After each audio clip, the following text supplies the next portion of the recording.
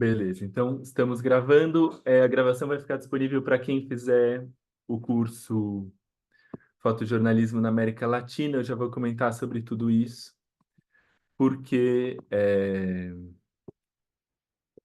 na verdade, hoje é uma aula inaugural desse projeto que eu criei, chamado Contra a Luz. Para me apresentar, eu sou fotógrafo, sou pesquisador de fotografia latino-americana. Há 4 anos eu decidi que era esse o tema de estudos que eu ia me dedicar. E só que era muito difícil ter acesso a materiais, a livros, a arquivos. Então decidi fazer uma viagem pela América Latina. Passei 20 meses viajando, não passei por todos os países, mas, mas passei por muitos deles e pude me aprofundar no assunto. E, claro, conhecer mais sobre a história, as histórias, né? Porque a América Latina é tão vasta, mas sobre as histórias dos países, assim, e me aprofundei nisso até que em janeiro eu voltei para São Paulo, eu sou aqui de São Paulo, e percebi que faltavam espaços para discutir tudo isso, assim, não só para discutir a fotografia na América Latina, mas questões que envolvem a arte latino-americana, a política latino-americana.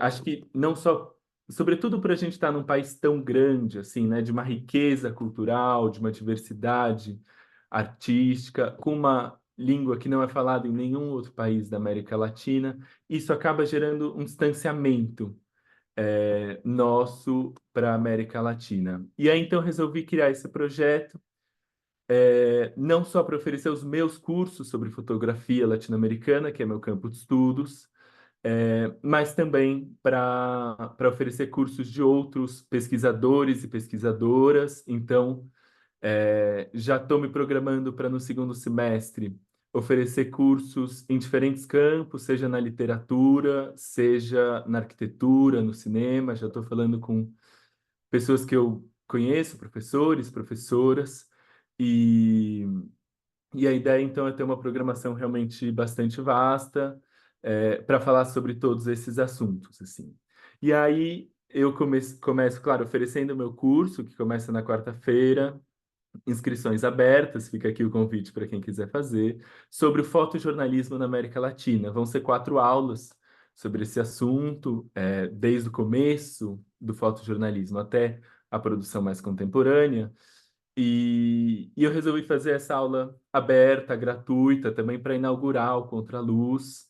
E estou muito feliz, assim, de ter tanta gente interessada que se inscreveu. Estou muito feliz, assim, de ter essa aula como evento inaugural. Quem quiser falar um pouco, enfim, sobre Contraluz, ideias, sugestões ou sobre dúvidas sobre o curso, a gente pode falar no final da aula, tá? Mas temos bastante coisa para conversar. O assunto é amplo, né? A fotografia cubana tem uma produção muito vasta, muito boa, assim. E aí, então, acho que a gente já pode começar. A minha ideia, tá chegando mais gente aqui. Bem, a minha ideia é fazer um panorama, falar. Eu vou começar falando, mostrando um pouco o que é a fotografia épica, né? O que a gente chama de fotografia épica na fotografia cubana. Mas para isso, antes eu vou começar com os precedentes, com os antecedentes, melhor dito, dessa fotografia, e vamos avançar algumas décadas para dentro, até chegar aí na, na queda do muro, a crise dos 90, né, dos anos 90. É, muitos fotógrafos, muitas fotógrafas, muitos nomes relevantes. Eu escolhi aqui o que eu achava que teria mais assunto de discussão e os que marcaram mais a história dessa fotografia, tá bom? Se vocês quiserem contribuir, falar alguma coisa, comentar alguma foto, pode levantar a mão. Aqui vocês têm essa opção, né, de levantar a mão, porque o chat às vezes é ruim de ver, ou se não conseguir levantar a mão, pode abrir o microfone e falar, tá bom? É sempre boa a participação de vocês aqui. Então vamos começar. Fotografia épica na Revolução Cubana. Vou começar mostrando alguns exemplos para a gente ter em mente, né? A Revolução Cubana acontece em 1959, no dia 1º de janeiro de 1959. E no dia 8 os líderes dessa revolução, Fidel Castro, Camilo Cienfuegos, entram em Havana quando o ex-ditador Fulgêncio Batista já tinha fugido, já tinha deixado o poder, e eles entram para tomar o poder em Havana. Então, esse é o momento da entrada de Fidel Castro e de Camilo Cienfuegos, e é uma das primeiras fotografias que a gente vai chamar simbólicas, né? Dessas fotografias épicas da Revolução. A gente vê aqui essa representação de líderes como líderes de um povo, como figuras a serem exaltadas.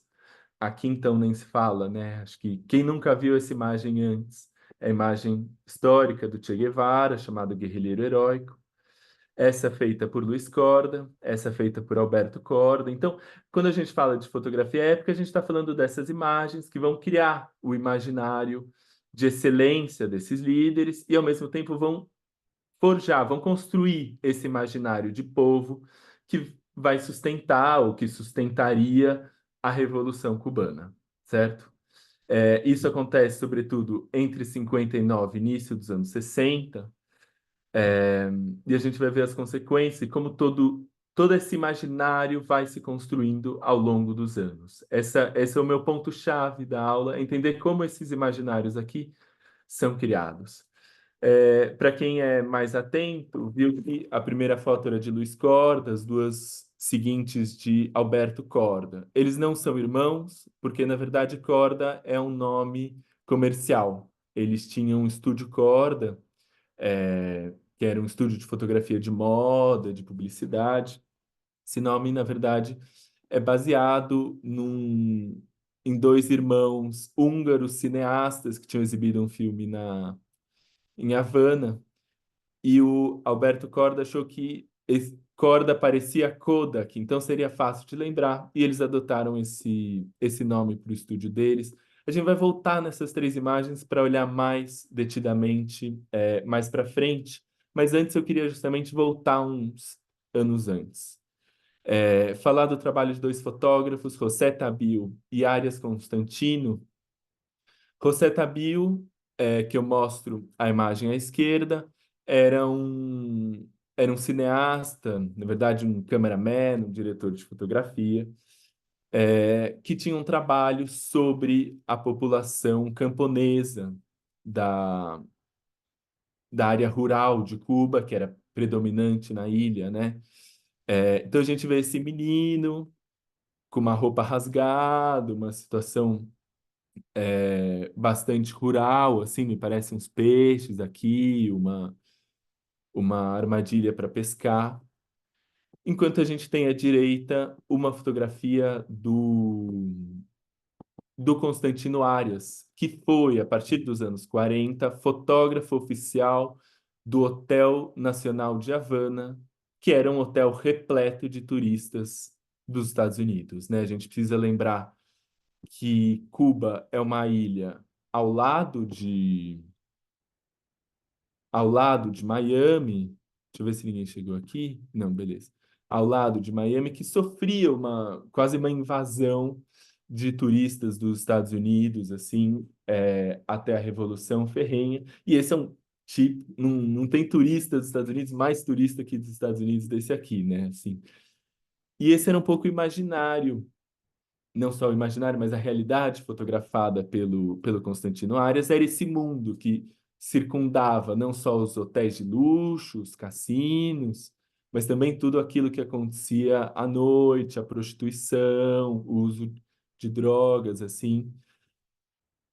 Aqui a gente tem mais dois exemplos de turistas, né?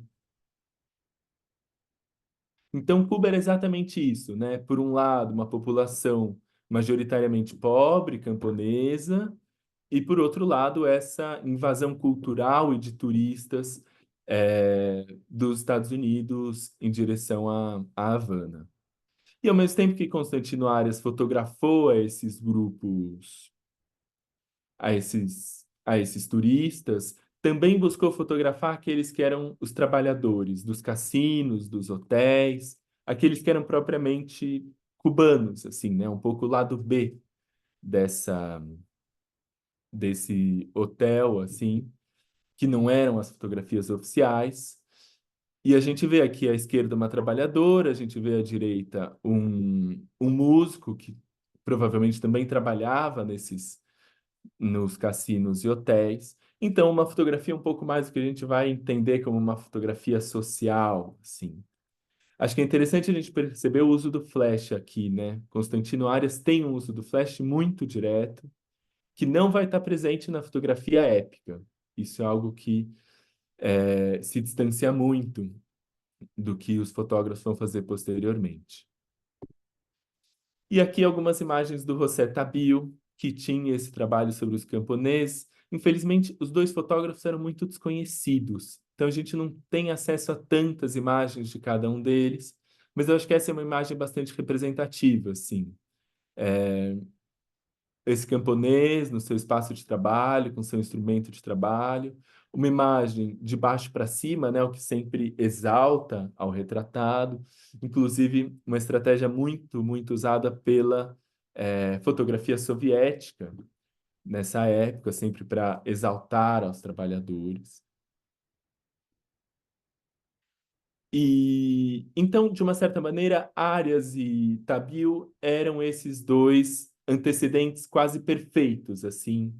Claro que na época, antecedentes perfeitos da fotografia épica, é lógico que na época não se via assim, né? Isso é uma historiografia que vai ser construída, sobretudo a partir da década de 70, 80, quando acontecem os colóquios latino-americanos de fotografia.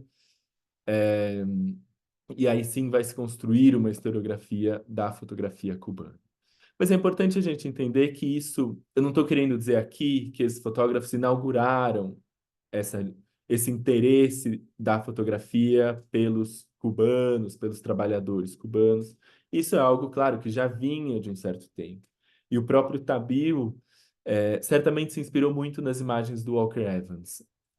Para quem conhece mais da fotografia dos Estados Unidos, provavelmente já conhece o trabalho do Walker Evans, que é um dos grandes da fotografia documental, né? Da fotografia, a gente diz, moderna dos Estados Unidos. Esse é bem o começo da carreira dele, né? Depois que ele vai fazer seus trabalhos mais conhecidos. O Evans vai para Cuba, na verdade, para ilustrar um livro chamado The Crime of Cuba, que vai ser escrito contra, na verdade, como uma denúncia do regime de Gerardo Machado, né, o ditador da época, apoiado pelos Estados Unidos. E até curioso, esse é um livro escrito pelo... Peraí, me fugiu o nome aqui.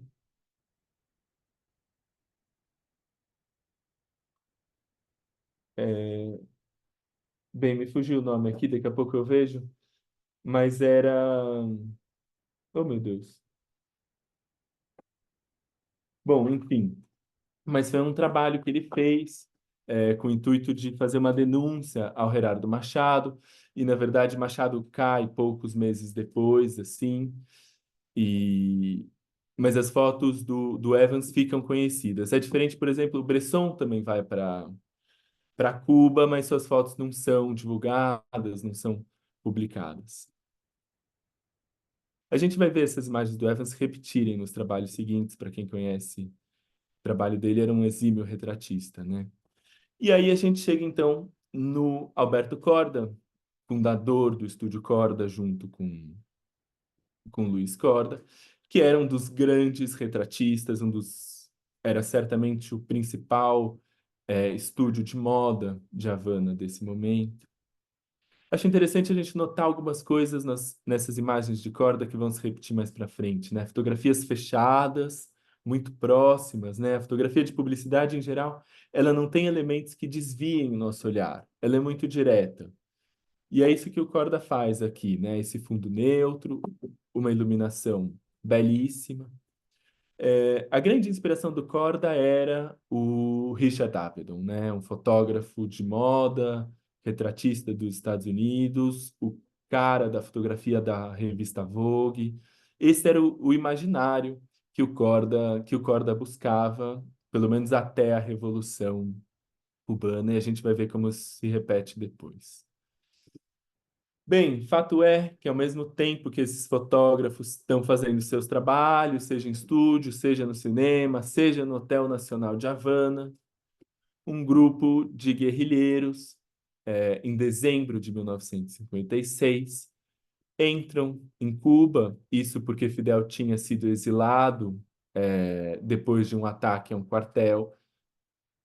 Ele foi exilado primeiro para o México, depois foi para os Estados Unidos, e aí então se embrenhou, ele, Che Guevara e algumas dezenas de guerrilheiros se embrenharam nas montanhas de Cuba, onde ficou conhecido como Serra Maestra, para preparar então a revolução. Poucos fotógrafos cubanos, na verdade, só dois fotógrafos cubanos, puderam registrar o que acontecia na Serra Maestra. Um deles foi o Guaio, o outro foi o Tirso Martínez. Mas nenhum dos dois realmente entrou para a história da fotografia cubana. Nenhum, ou seja, ou pelo menos não são tão destacados nessa história. Tem poucos fotógrafos que fotografaram a Serra Maestra, porque, na verdade, havia uma censura muito pesada, que poderia causar problemas, né, a esses fotógrafos que fizessem esses registros. Mas já tem uma quantidade significativa de fotógrafos estrangeiros. Eu estou mostrando aqui as imagens do Andrew St. George, cuja biografia é bastante polêmica, né? O Andrew St. George era um húngaro que foi para os Estados Unidos depois da Segunda Guerra. Era escritor, na verdade, começou a fotografar nesse trabalho aqui, depois sim se tornou fotógrafo. É, as suas primeiras visões, ou pelo menos declarações em relação a Fidel Castro e a guerrilha, eram muito positivas, mas num dado momento, ali já nos anos 60, quando a guerrilha está estabelecida, quando a revolução está estabelecida, ele se torna um anti-Castro ferrenho, assim, vai fazer trabalhos de denúncia contra o governo de Fidel Castro, mostrando todos os exilados que iam para Miami durante os anos 60. Alguns vão dizer que o Andrew St. George era, na verdade, um espião, era um infiltrado da FBI, da CIA, da inteligência dos Estados Unidos. Outros vão negar, a própria mulher dele diz que não, e diz algo que me parece fazer sentido, que é meio estranho você pensar que os Estados Unidos levaria para Cuba alguém que não falava espanhol. E, de fato, o Andrew St. George não falava espanhol. Mas, enfim, histórias, histórias.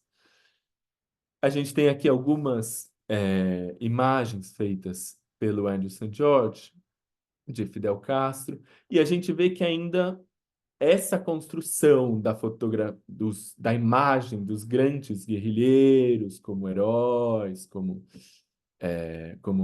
enfim, líderes populares, ainda não está construída aqui nessas imagens, né?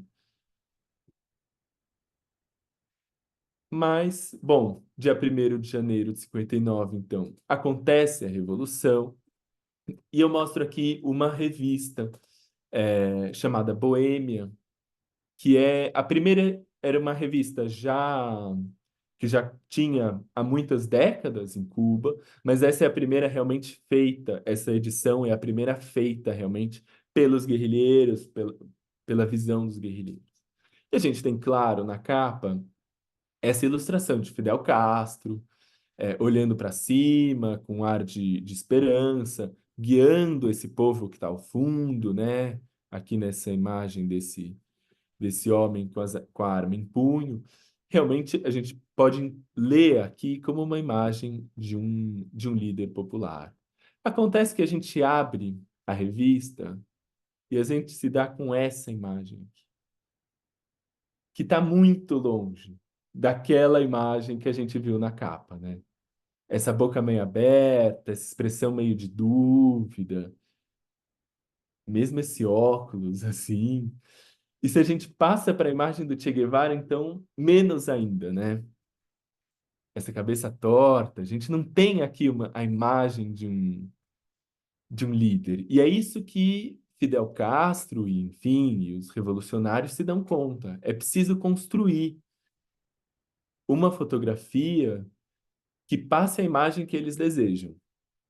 A gente precisa lembrar que nesse momento, entre 25 e 20, entre um quarto e um quinto da população cubana era analfabeta. Grande parte desses, claro, eram aqueles que mais os revolucionários desejavam atrair, né? Os camponeses, os pobres.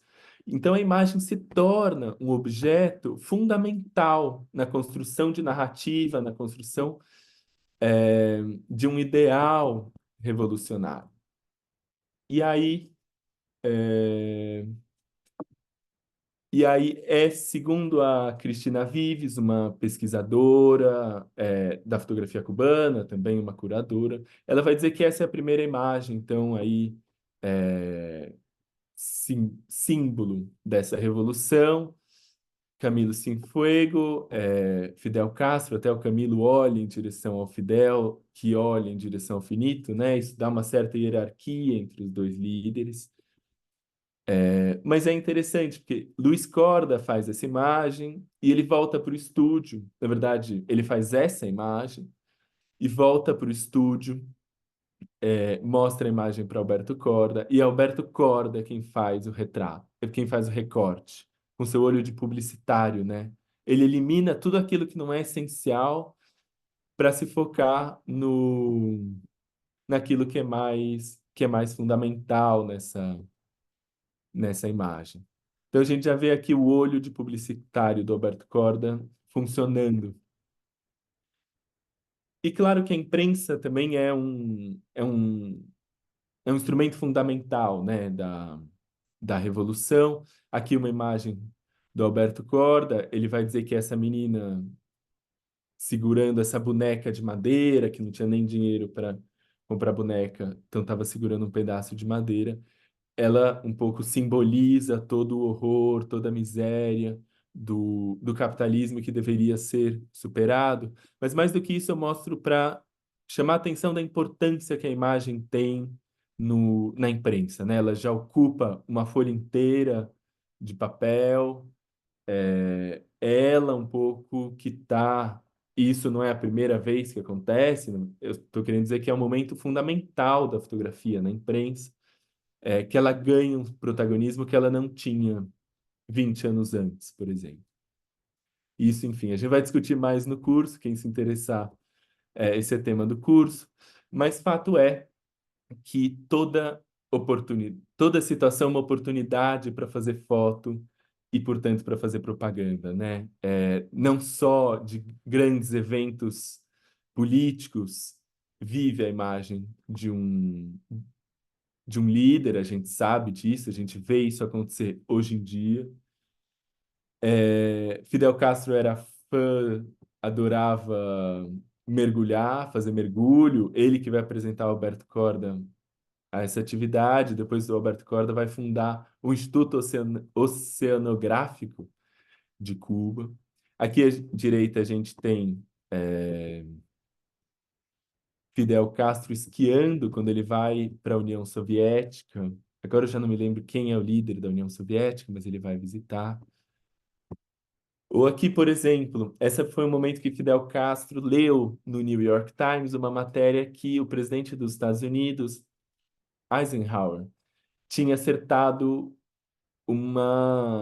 a bolinha de golfe no buraco em uma tacada. E o Fidel Castro achou essa matéria tão bizarra que resolveu criar esse jogo fictício. Che Guevara já jogava golfe há mais tempo.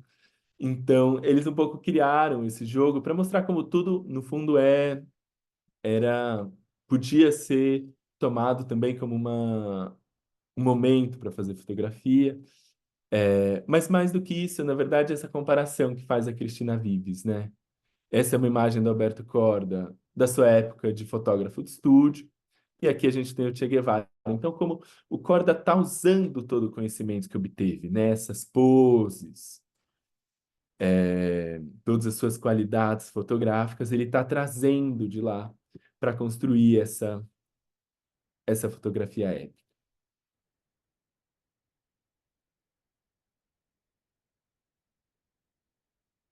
Aqui é quando Castro ganhou uma competição de pesca e aí foi encontrar o Hemingway, que estava promovendo essa competição. E, bem, até os anos, talvez 62, assim, mais ou menos, realmente Cuba e esses líderes viviam uma profusão de imagens, né? É, era um momento que essas lideranças estavam muito mais próximas do povo, no sentido literal mesmo. A partir aí desse período, a gente tem a invasão, da Baía dos Porcos, a gente tem a crise dos mísseis, a tensão política vai ficando mais crítica, e um pouco os fotógrafos, sobretudo Fidel Castro, vai escolhendo mais a dedo quem são aqueles que podem fotografar ele. E Korda é o cara que vai viajar com Fidel Castro, enfim, vai viver esses momentos, vai registrar esses momentos. E esse, por exemplo, é o momento que o Fidel regressa à Serra Maestra depois da Revolução. Essa é a mesma situação. Acho interessante a gente perceber como aqui a gente tem, mais uma vez, uma imagem de publicidade, né? Quantas vezes a gente já não viu uma foto como essa, a pessoa diante do desfiladeiro, olhando para o infinito, né? É uma imagem que a gente vê se repetir até os dias de hoje, na verdade. Bom, e essa imagem já comentei. Segundo alguns estudos sérios, é a fotografia mais reproduzida da história. Não estou dizendo a história de Cuba, estou dizendo a história do planeta Terra, que é essa fotografia de Che Guevara. Essa, na verdade, é a fotografia original. E mais uma vez, Alberto Korda vai recortar tudo aquilo que não é essencial na imagem, aquilo que distrai a nossa atenção, e vai focar a sua fotografia só no rosto do Che Guevara. Essa imagem ela é feita numa situação em que era uma homenagem às vítimas do barco Lacoubre, que era uma embarcação que saiu da Bélgica, da Europa, em direção a Cuba, levando munição. E, e no meio do caminho, a embarcação foi explodida. Lógico que Cuba atribui isso, o que é muito possível, a uma ação dos Estados Unidos. Então, esse era o evento de homenagem a essas vítimas, o que justifica um pouco esse rosto mais sério do Che Guevara. Assim.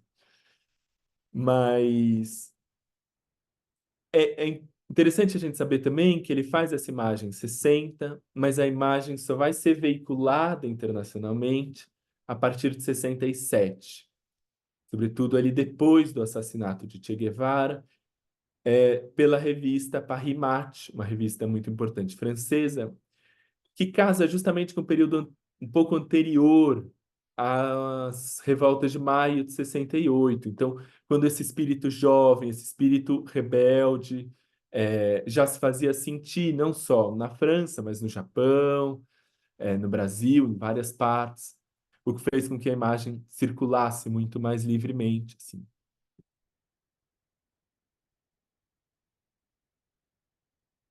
Só que tão importante quanto criar essas imagens dos líderes cubanos é, é criar a imagem do povo, né? E aí alguns elementos vão se tornar centrais nessa construção. O primeiro deles é a bandeira cubana, um elemento que a gente vai ver se repetir muito frequentemente nessas imagens. O outro é justamente esse sombreiro, esse chapéu de palha. Tem também, acho que eu não trouxe aqui, mas tem o machete, né? Que é essa faca que corta a cana. A cana de açúcar era a principal fonte econômica de Cuba, talvez seja até hoje. Então são elementos que vão se repetir, até o próprio cavalo, por exemplo, que aí, talvez mais nas fotografias do Raul Corrales, que é outro fotógrafo que vale muito a pena conhecer, também desse trabalho muito próximo ao de Korda. São os dois grandes nomes da fotografia épica. Não vou mostrar aqui, não dá tempo. E essa é uma imagem, talvez, excelente nesse sentido de construir uma ideia de povo, né? Ao mesmo tempo que Korda mantém a individualidade dessa figura, ele também está unido a toda essa massa, toda essa quantidade de camponeses que vem atrás, pelo seu traje, né? Branco, enfim. E nos dá essa sensação de um grupo de pessoas que nem cabe na imagem, que transborda. É muito interessante a gente pensar que essa imagem, com tantos e tantas camponesas aqui, ela é feita em Havana, né? 1959, o dia 26 de julho é uma data importante para Fidel Castro, não vou entrar aqui em todos os eventos históricos, mas é muito curioso a gente pensar a quantidade de camponeses que estavam em Havana, né? Lógico que eles foram levados de uma certa maneira, ou fortemente incentivados a ir a esse evento público. E de uma certa maneira isso nos faz pensar, né, como esse imaginário ele é construído, por um lado, pelo fotógrafo, claro, por Alberto Korda, por Raul Corrales, por todos que fazem essas imagens, mas ao mesmo tempo também é construído pelo próprio governo, pela própria é, por Fidel Castro mesmo. Então, como existe esse jogo dúbio na criação das imagens, né? Aqui os cavalos, aqui a gente vê, como eu comentava, os líderes no meio do povo. Aqui a gente ainda está falando de 1959. Bom, tudo caminha dessa maneira até 1968, quando acontece o que a gente vai chamar da grande. Desculpa, deixa eu ver se tem alguém. Não. É, da grande ofensiva revolucionária, que é o momento em que o governo decide por fechar se não todas, quase todas, as iniciativas privadas, pequenos comércios, pequenos negócios, e com isso fecha também o Estúdio Corda. Nesse momento tem um jovem fotógrafo que trabalhava, que era assistente do Estúdio Corda, que é José Alberto Figueroa. Entrou muito jovem, com seus 17 anos, começou a trabalhar em 1964, primeiro como assistente de laboratório, depois vai se tornar assistente do próprio Corda. É interessante a gente perceber que, em primeiro lugar, ele já nasce numa geração em que se lembra do triunfo da Revolução, mas, por outro lado, é, não era adulto o suficiente para ser uma figurativa ali no começo dos anos 60, né? E, ao mesmo tempo, vem de uma classe social que não é exatamente aquela que a gente estava vendo representada até então, né? É, Figueroa vem de uma classe média, os seus pais tinham uma loja chamada Alto Cedro, que foi estatizada em 1963. E isso vai fazer com que a família, pouco a pouco, vá indo ao exílio, se exilando nos Estados Unidos. Isso vai ser uma questão para Figueroa, a gente vai ver. E, ao mesmo tempo, ele fazia parte desse grupo que não tá, a gente não viu nenhuma imagem próxima a essa durante a Revolução, né? Esses estudantes, esses profissionais liberais não faziam parte desse imaginário exaltado pela Revolução.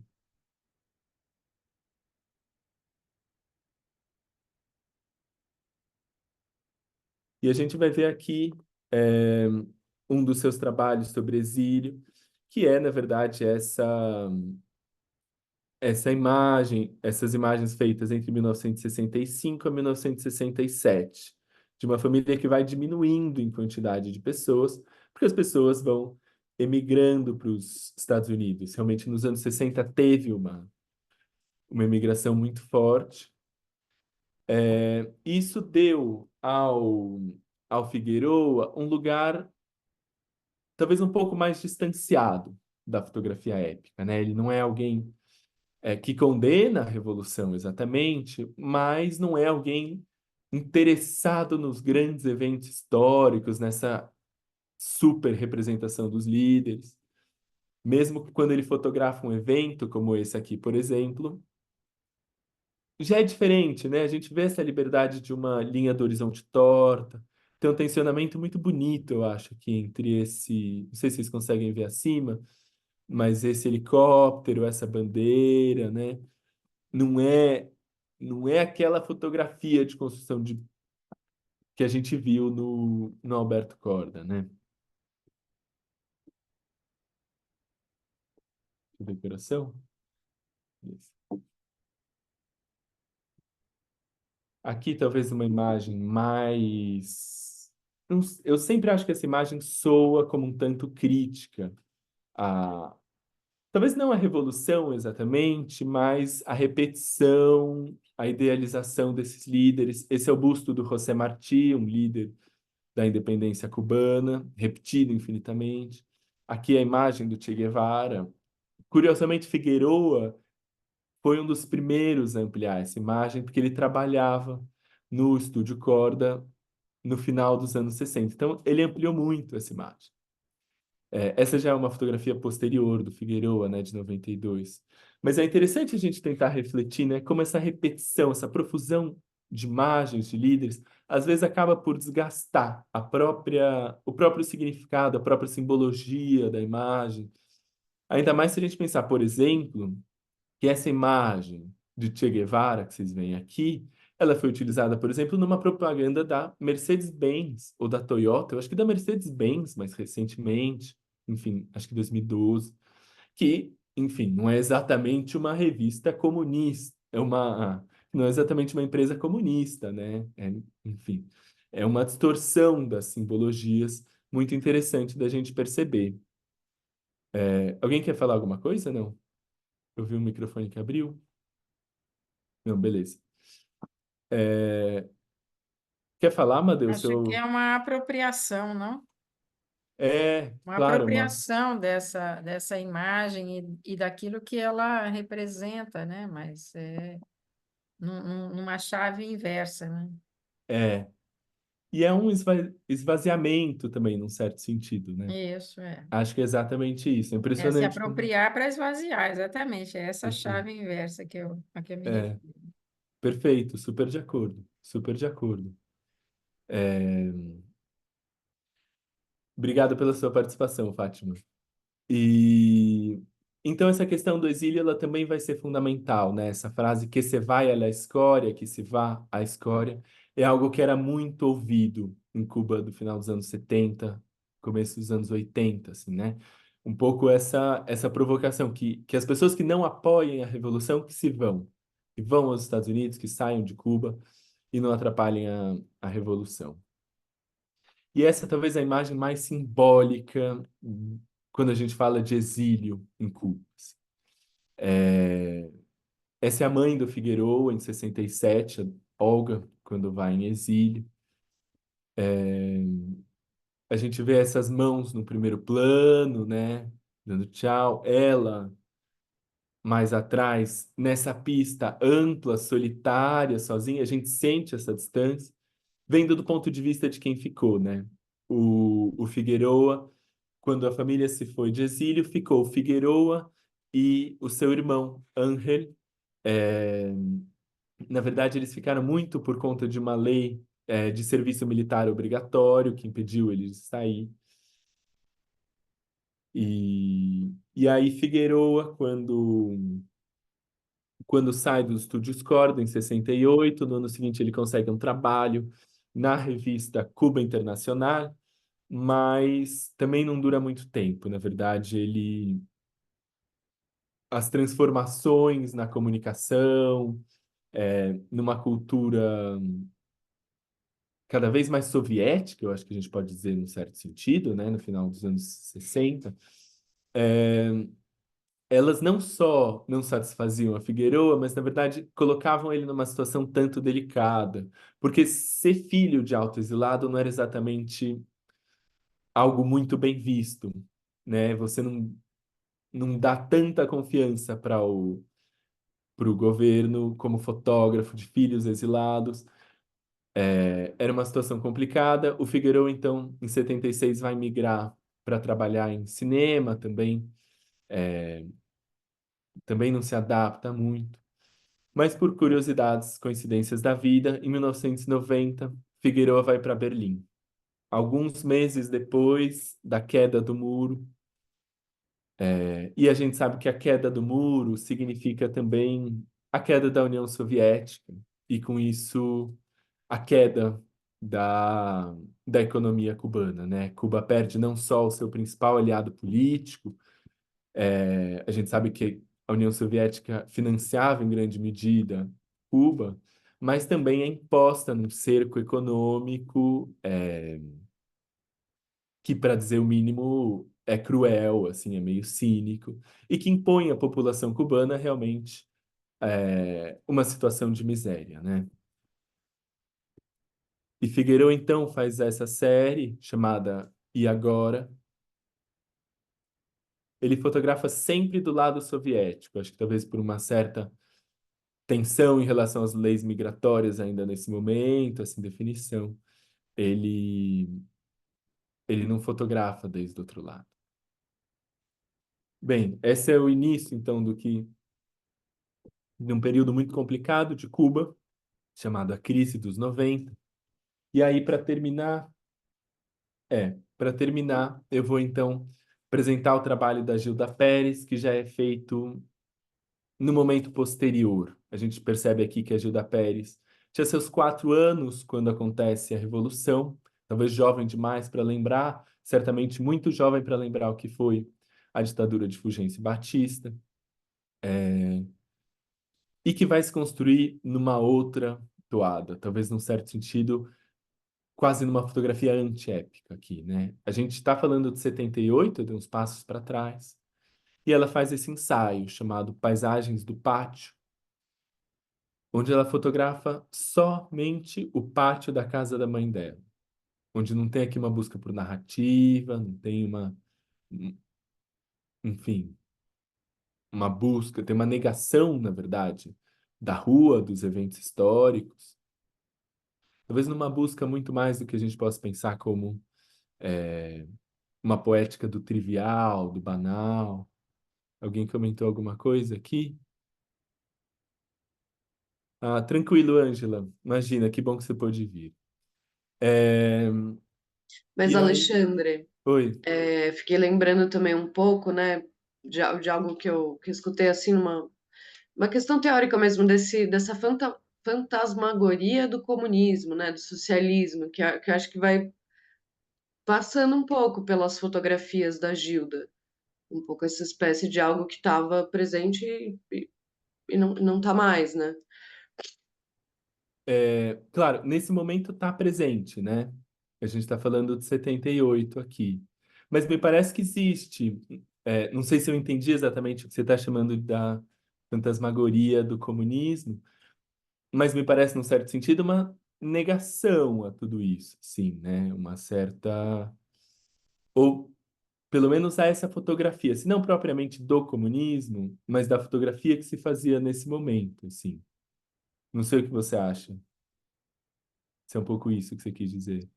Ah, eu acho que da imagem faz bastante sentido. Acho que expande um pouco o que eu estava pensando. Mas eu estava indo na direção um pouco desses ideais que acabam por não se confirmar, né? E o que que acontece? Uhum. Acho que é um pouco por aí. Claro, essa frustração, acho que é perfeito o que você está falando, também porque faz o link com com a série seguinte dela, chamada Os Passageiros. Que ela é sua última série nos anos 90, isso porque depois ela vai migrar para Venezuela, depois para Miami, onde ela vive atualmente, e ela faz essas fotografias dos trabalhadores, trabalhadoras cubanas nos ônibus. E a gente percebe aqui como essa construção, bem, como essas pessoas elas estão muito distantes daquelas que a gente viu, né? São pessoas indo para o seu trabalho normal, cotidiano, sem todas essas simbologias que a gente se habituou. Mas mais do que isso, é o que você falou. O que a gente sente aqui é uma certa claustrofobia, né? A gente não vê o que está fora da janela, a gente vê essas pessoas apertadas. As expressões já são de cansaço, já são talvez de uma certa maneira, fadiga, frustração, assim. Um pouco, me parece essa imagem aqui que a Gilda Pérez está construindo nessas imagens.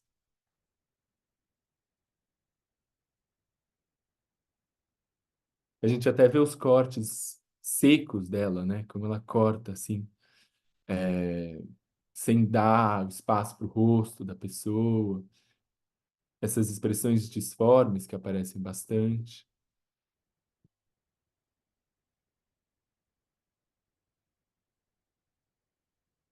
Bem, o que eu tinha para mostrar era isso, na verdade. Eu espero que vocês tenham gostado muito. Acho que a gente pode, se vocês quiserem conversar, temos um espaço para falar, para conversar. Eu tinha pensado nisso numa aula de uns 50 minutos. Quem quiser também, enfim, tirar dúvidas sobre o curso que eu vou dar também é bem-vindo. Se quiserem voltar em alguma foto. Bom, é isso. Enfim, abro os microfones para vocês, para quem quiser participar, tiver comentários para fazer. Não, ninguém? É, Bem, obrigado. Obrigado, Giovanni. Bom, então vou aproveitar para dizer que é isso. Essa aula está no contexto desse curso sobre fotojornalismo na América Latina, que eu dou a partir da quarta-feira, é, onde a gente vai discutir nas 4 aulas, desde o começo do fotojornalismo, entender como ele se consolidou na imprensa, discutir o momento das ditaduras, o momento das guerras civis, e falar também de uma produção mais contemporânea no que diz respeito ao meio ambiente, também as questões indígenas, enfim, nessa cultura tão linda que é essas culturas tão lindas da América Latina. Deixa eu ver aqui, o Leandro, obrigado, valeu. Amadeu também, obrigado demais. Giovanni, a aula fica gravada e disponível só para quem fizer o curso. Eu queria que as pessoas estivessem aqui, então enfim, foi uma estratégia aqui. Mariana, infelizmente me atrasei. Obrigado. Bom, que pena, mas que você se atrasou, mas que bom que você gostou do que viu.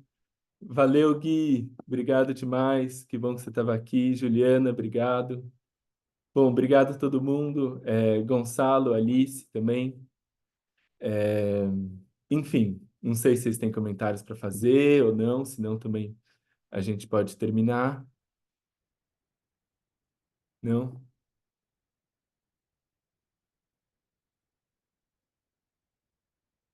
Que bom. Que bom, obrigado, Salomé. Oh, que maravilha, desde Colômbia. Que bom saber.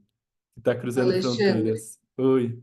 agradecer a aula, mas acho que eu fiquei com uma questão, uma percepção, assim, né, do que você foi passando, mostrando, que acho que primeiro você mostra, né, um lado documental da fotografia, aí ela se transforma, né, acho que pelo paralelo que você está fazendo com a publicidade, e aí até você muda, assim, né, não é mais fotografia, é imagem. E aí depois tem esse retorno final que você coloca da Gilda, né, que eu achei que também volta para o documental.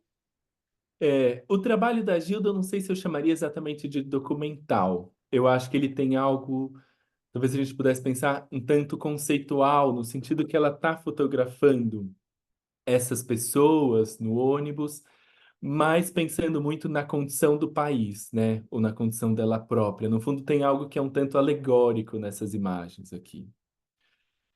O que acontece, eu acho que é muito isso, assim, a gente tem até a Revolução uma fotografia, bom, claro, muitos tipos de fotografia, mas a gente vai ter essa fotografia de estúdio mais comercial por um lado, e uma fotografia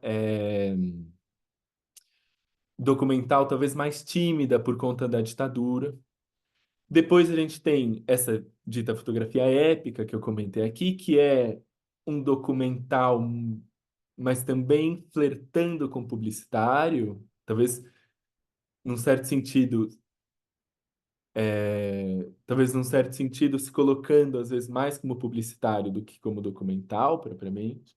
E aí final da década de 70, a gente tem um pouco essa virada de uma fotografia, de um cansaço da fotografia mais documental, e um início de uma experimentação maior no campo da fotografia, em direção a uma fotografia é, mais conceitual, realmente, assim. E o Figueroa faz um pouco essa transição, me parece.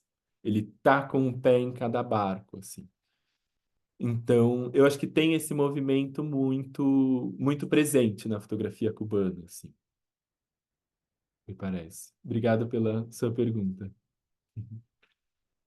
Deixa eu ver se o Leandro falou, pude perceber a urbanização. No início você colocou mais fotografias no rural e foi havendo a transição para as cidades. Claro, eu acho que essa percepção ela é boa, assim, e num certo sentido, acho que é claro que é sempre relativo a gente dizer isso, não pode dizer em termos absolutos, mas eu acho que tem uma coisa que esses grandes eventos que vão ser fotografados na Revolução, eles se organizam no espaço urbano. Isso faz com que essas imagens sejam muito urbanas nesse sentido. Porque se a gente pensar as fotos do José Tabil, por exemplo, ele ia até o campo, até a zona rural, fotografar essas pessoas. E concorda, talvez tenha uma certa inversão. É lógico que ele vai, não é que ele nunca vai, mas as grandes imagens dele realmente são os camponeses ocupando as praças centrais de Havana. Então eu acho que tem essa transformação que você muito bem notou.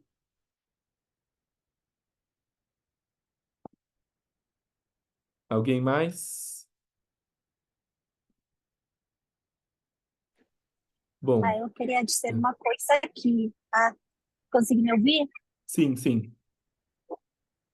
Então, primeiro que tudo, muito obrigada. E desculpa pelo meu português, eu não sou nativa em português, mas eu vou tentar dar o meu melhor.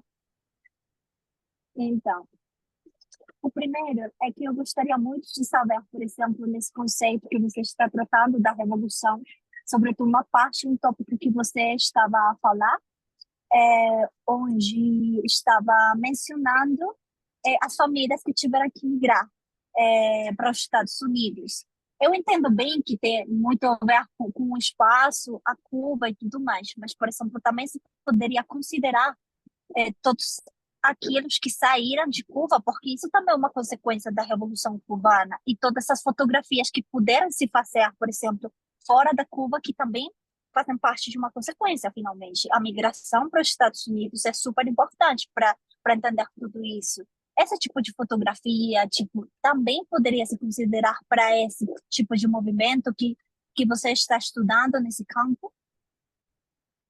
Claro. Salomé, obrigado, pela sua participação, pela sua pergunta. Feliz demais saber que tem alguém da Colômbia aqui.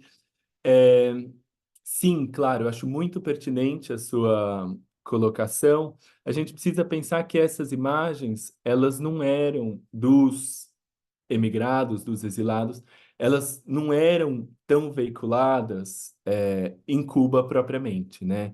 Existe um período que ele na verdade, um evento que ele é muito importante nesse sentido, que é quando as famílias ocupam a Embaixada do Peru. Aproximadamente 10 mil pessoas, da noite para o dia, entram na Embaixada do Peru buscando exílio, buscando sair. Isso se tornou mais crítico justamente depois da grande ofensiva revolucionária, eh, onde os negócios privados foram fechados. Isso acaba gerando um êxodo, assim, estamos falando de certamente muitas dezenas de milhares de pessoas, assim. Mas essa não é uma fotografia. Essa é uma fotografia que foi absolutamente apagada da história, assim, das publicações, da fotografia, cubana. Com certeza isso deve ser resgatado. A gente tem poucos documentos. Tem mesmo do exílio do Porto de Muriel, se eu não me engano que chama. É, são poucas fotografias realmente que a gente tem acesso a tudo isso, assim.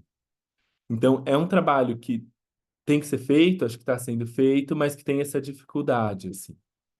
E, claro, certamente é algo que faz parte da, da história da Revolução Cubana. Eu tentei representar um pouco aqui pelas imagens do Figueroa, é, mas, claro, caberia muito mais discussão, sim, sobre tudo isso. Muito obrigada, pela resposta. E só por curiosidade, então, por exemplo, desse curso que você vai fazer essa semana, eu gostaria de saber se você tem considerado ou vai falar sobre a Revolução Sandinista da Nicarágua. Sim, isso. Desculpa, você queria terminar? Não, só queria saber isso, só por curiosidade. Sim, isso está na terceira aula, quando a gente fala sobre as revoluções e guerras civis. Minha ideia é mostrar muito a partir das fotos, não só, mas também a partir das fotos do Pedro Valtierra, que é um fotógrafo mexicano da revista Uno Más Uno, que foi um dos que mais esteve lá, assim. Então, sim, vamos falar disso, da Revolução Sandinista. Muito obrigada, então, conta com minha presença. Muito Que obrigada. bom, que maravilha, que maravilha. Seja bem-vindo. Alexandre, você poderia Oi, falar um pouco mais do esquema do curso? Quantas vezes por semana? Qual a duração dele? Se é toda quarta-feira, enfim, valores, etc. claro, perfeito. Obrigado, Giovanni, pela pergunta. Então, para eu me deter um pouco melhor. São 4 aulas, todas quarta-feira, então o curso dura um mês, começa agora dia 12 e vai até dia 3 de julho. São 2 horas de aula, então das 7h30 às 9h30. E a ideia, o curso está por R$ 200, as vagas para bolsistas já se esgotaram. É, e a gente, então, na primeira aula, a ideia é realmente ir entendendo como a técnica e a linguagem do fotojornalismo se desenvolveu. Então, a primeira aula, por exemplo, vou começar com a Guerra do Paraguai, que na verdade é anterior até realmente a criação de um fotojornalismo latino-americano. Vou passar pelo Agustín Casasola, que é o fotógrafo mexicano que cria a primeira agência de fotografia de imprensa, enfim, passamos pela Tina Modotti, e até chegar ao ponto de uma certa fotografia documental, entendendo justamente a consolidação do fotojornalismo, onde as câmeras de 35mm já eram usadas, enfim. A segunda aula, vamos falar sobre as ditaduras, aí a gente se centra um pouco mais no Cone Sul. Vamos falar então do Brasil, da Argentina, do Uruguai, do Chile, entender não só como a fotografia é um instrumento de denúncia, mas entender como a fotografia foi um instrumento de promoção dos ditadores, das ditaduras, sobretudo de Augusto Pinochet no Chile. Entender então esse papel da imprensa, muitas vezes também de suporte às revoluções, às ditaduras. A terceira aula, a gente vai falar sobre a Revolução da Nicarágua, como eu comentei aqui, e também sobre as guerras civis, sobretudo na Colômbia e na América Central, entender os limites da fotografia,